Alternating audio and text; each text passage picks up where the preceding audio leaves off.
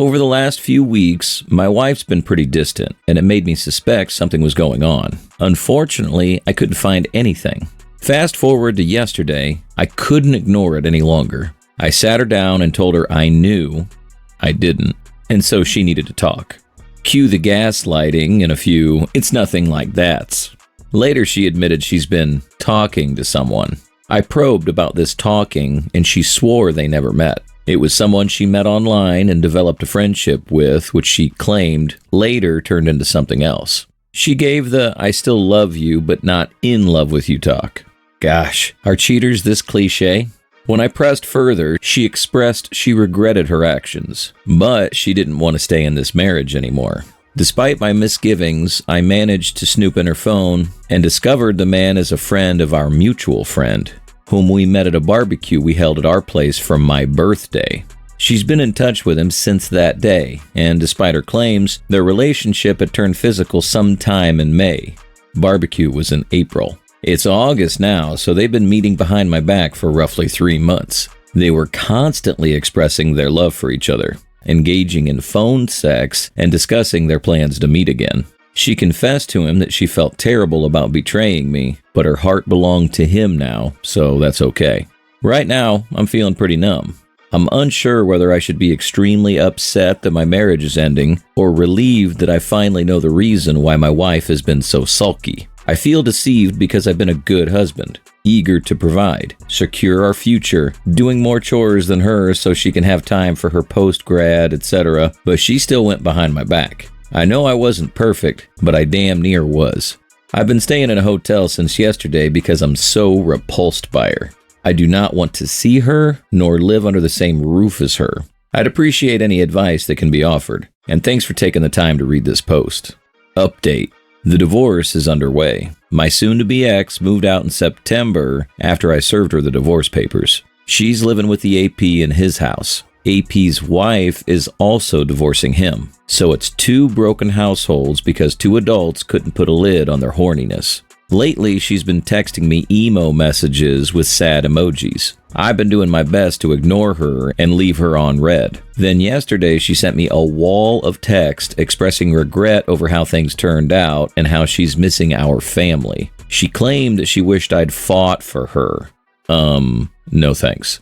I was at a loss for words. I wanted to just tell her that it was her choices that have led us here, that she chose to betray us and then leave, setting us on this path. I didn't respond because I wasn't sure how to say it, and I wasn't even sure I wanted to. I believe she's now starting to realize grass isn't greener, that she threw away a stable, hard-working partner for an uncertain future. With her current partner, aka the AP, her future looks bleak. It just brings a smile to my lips when I remember how she kept referring to him as the soulmate and the one on Facebook. She publicized her relationship before she was out of the house, and now she's suffering the consequences. Her family doesn't talk to her, and her hen group has abandoned her. If her relationship with AP is falling apart, which I think it is, it's just the cherry on top. It's just absurd that she thinks I should have just fought harder for her when she was the one who blew up our marriage. Why should that responsibility fall on me? She wants to hold me accountable for the mess she's made of her life? Nope. Anyway, thanks for reading this far. I wrote this just to get it off my chest, but I'd appreciate all the advice. Now for some comments. Unbelievable how she's trying to flip the script and make you feel guilty. You were right to serve those divorce papers and move on. She made her bed. Now she has to lie in it. Keep ignoring her messages and focus on your own healing. You've got a brighter future ahead without her baggage. Why do the waywards keep demanding that we fight for them? My soon-to-be ex said the same immediately after I made it clear it was over. I simply stared at her and firmly declined. I believe it's a manipulation strategy employed by cheaters to somehow shift the blame to us. As soon as my soon-to-be ex caught on to my indifference, she understood and stopped all contact with me. Reading this made my blood boil. Cheaters are always looking for someone else to blame when their fantasy falls apart. You were a good husband, and now it's time to be good to yourself. Don't let her back into your life. She's facing the consequences of her actions, and that's not your problem anymore. Keep your head up. You'll get through this. Story 2. Hey y'all, sealed the deal yesterday. I'll try to be brief and keep the irrelevant whining out of it. 4 years ago, something told me to snoop texts. I did, and found she was secretly planning to take our 2-year-old and move into her friend's house, leaving me insolvent. I lived beyond my means. I worked 2 jobs to support my auto racing habit. Had it happened then, I'd have lost it all. I'd not been able to survive. I begged for an effort for our son. We went to counseling. The counselor started seeing her individually and us as a couple. She starts beginning to diagnose her with mental disorders, and predictably, she stops going. I did manage to get her to agree to work on things. P.S. Her only complaint of me the entire time is I don't help out enough around the house. I literally did everything but dishes and laundry. LOL. I improved. She did not. The 4 years since then, I gave up everything to save my family.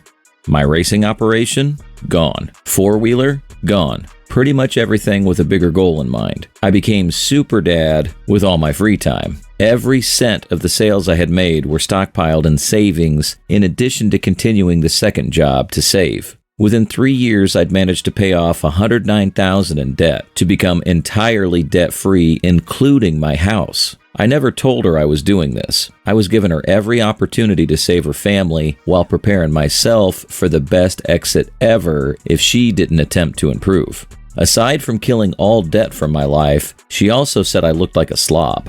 So, I lost 140 pounds to become 170. I look and feel freaking fantastic. Not a single word of support or even acknowledgement. By comparison of never once even asking how I was doing through the 8-month torturous death my mother suffered from brain cancer. Not supporting me for losing a person wasn't surprising. With all my ducks in a row, it was time for me to end it on my terms. I went from a negative net worth to about $250,000 in those 4 years of slaving myself to death and minimalizing my life. Ball in my court. I laid my terms, and this is what it was going to be, or else I'd burn her $100K 401k to the ground, letting judges and attorneys handle it. Yesterday, the dissolution happened, and we are our whole selves now.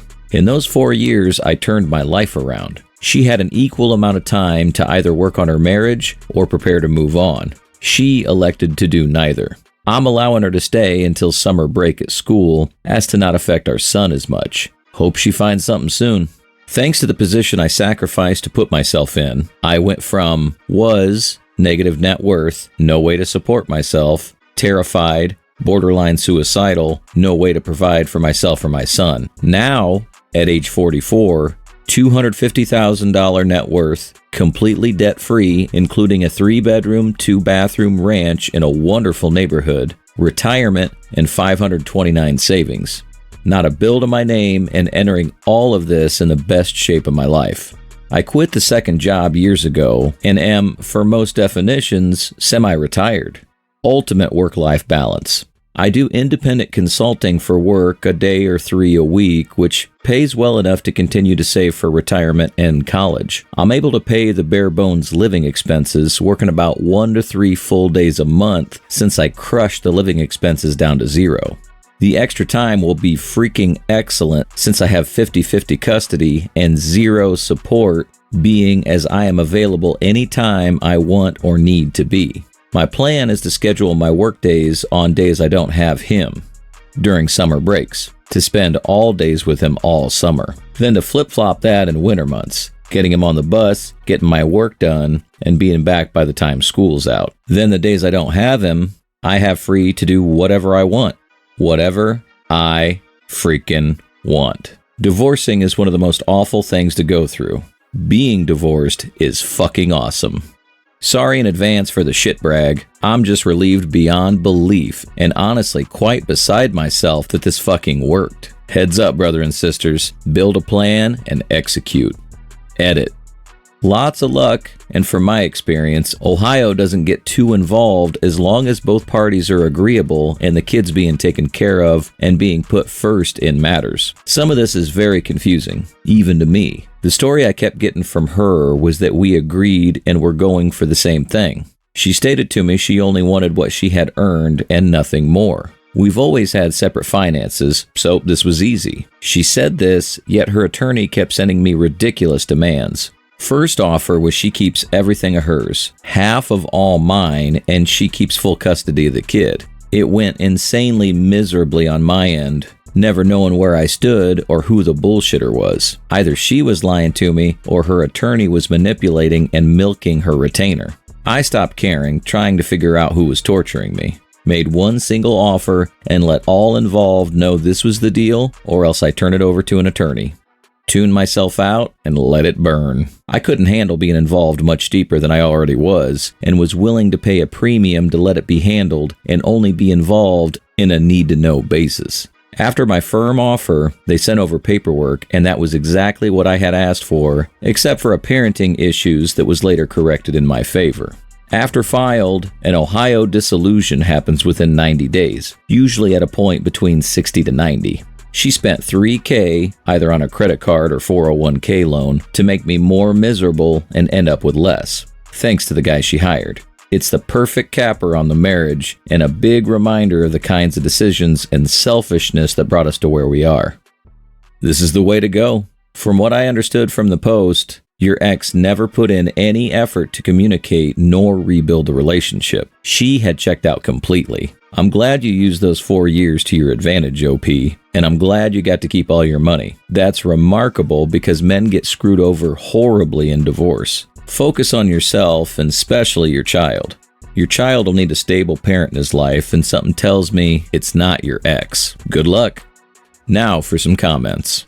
That's awesome. This post was perfect timing as I met the ex-wife today to sign the legal documents for our divorce. She left me almost 2 years ago for another man. Blindsided me. In that 2 years since, I've gotten in the best shape of my life. My business is going crazy. My personal life has become awesome again. Regained my friends and family. Life in general is fantastic. I guess seeing her today for the first time in almost a year brought up some emotions. Good and bad. This post was exactly what I needed. That's awesome. It proves the point that determination to improve your life is way better than sitting around feeling sorry for yourself. My ex screwed me over, but she gave me the gift of determination and motivation to make my life into what I've made it. And it's fucking glorious. Cheers to a better life.